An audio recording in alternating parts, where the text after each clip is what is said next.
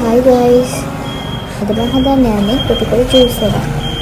ඉතින් මුලින්ම කොටිකොල ටික පොඩියට කපලා මේ වගේ බ්ලෙන්ඩ් එකට දාන්න ඕනේ. ඒකට cool water හරි normal water හරි දාලා ලුණු පොඩ්ඩක් එකට එකතු කරගන්න.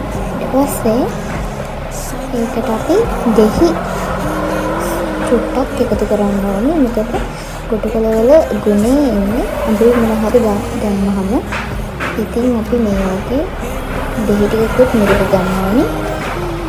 ටික මිරිකගෙන අපි මේකට බ්ලෙන්ඩ් කරගන්න තමයි අපි යන්නේ. අන්න ඔය වගේ බ්ලෙන්ඩ් එක ගහලා මුත්තෙන් හොඳට බ්ලෙන්ඩ් වෙනවා.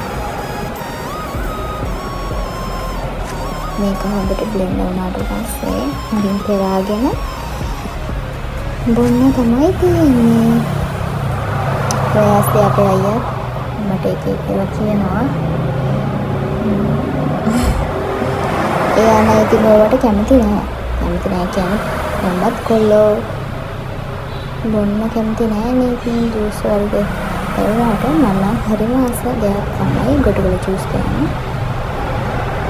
මේක දැන් අපි මේක බොන්න හදන්නේ. ඔන්න ඔය වගේ පෙරාගෙන චුට්ට